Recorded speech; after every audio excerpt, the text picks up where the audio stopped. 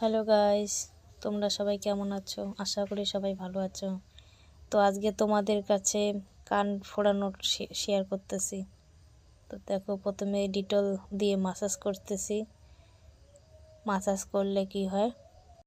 Massage করলে safety হওয়ার সম্ভাবনা কম থাকে, আর জায়গাটা নরম হয়, যার ফলে ফুটা করলে ব্যথাটা কম লাগে।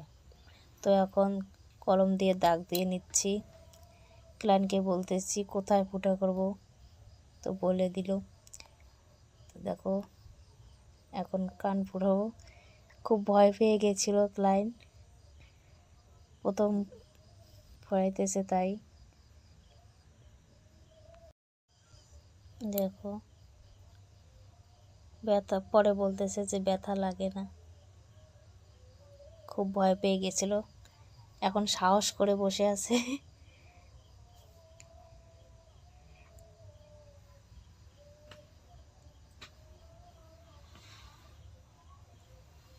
জায়গায় আবার দেখাইতেছি কোথায় ফুটো করব।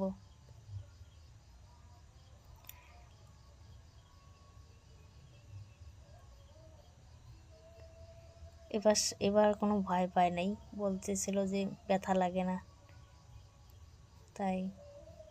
তো ফুটো করা শেষ হয়ে গেছে, এখন খিলা দিতেছি কানের মধ্যে। আগে খিলা লাগা হয়ে গেছে। তো তো দেখো কীরকম লাগছে এখন। তো টাটা।